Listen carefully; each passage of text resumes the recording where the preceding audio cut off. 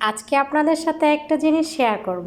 প্রথম যে কোনো জিনিস বানাতে গেলে বা শিখতে গেলে একটু নার্ভাস ফিল মনে হয়, আমারও ঠিক তেমনটাই লেগেছে। এক কাপ পরিমাণ ময়দা, টক দই, ঘি, বেকিং সোডা, তারপরে অল্প অল্প পানি দিয়ে সুন্দর একটা স্মুথ ব্যাটার তৈরি করেছি। দেখতে পাচ্ছেন কত সুন্দর স্মুথ একটা ব্যাটার হয়েছে। আর এদিকে আমি শিরা তৈরি করে নিয়েছি, আর শিরাতে আমি অ্যাড করেছিলাম জাফরান, আর সাথে ছিল লেবু, যাতে করে শিরাটা জমে না যায়। আর একটু ঘি দিয়ে দিয়েছিলাম যাতে করে সুন্দর একটা ফ্লেভার আসে, মনে হয় যেন জিলাপিগুলো ঘিয়ে দিয়ে ভাজা। এটাকে হাই হিটে রেখে তেলটা গরম করে নিয়েছি। আর এই তো দেখতে পাচ্ছেন আমি কোনো রকম পেঁচিয়ে মেচিয়ে জিলাপিটাকে বানিয়ে নিচ্ছি।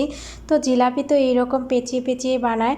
আমি তো প্রথমে ভয় পাচ্ছিলাম হবে কি হবে না, এখন দেখলাম না, মাশাল্লাহ আমি আমার মতো করে বানিয়েছি। প্রথম যে কোনো জিনিস যদি বানাতে গেলে বা শিখতে গেলে আপনি যদি সেটা সাকসেসফুল হন, আপনার নিজের কাছেও খুব ভালো লাগে।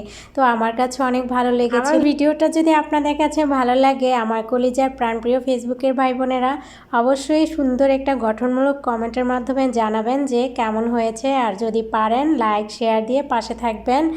আর এই জিলাপির সাথে আমি আবার গাহওয়া তৈরি করেছিলাম। আসলে আমি আমার ম্যাডামকে ছবি তুলে পাঠিয়েছিলাম, তারপর সেই ছবি দেখে আমাকে বলেছিল গাহওয়া তৈরি করতে, কারণ গাহওয়ার সাথে তারা মিষ্টি জাতীয় জিনিসটা অনেক পছন্দ করে।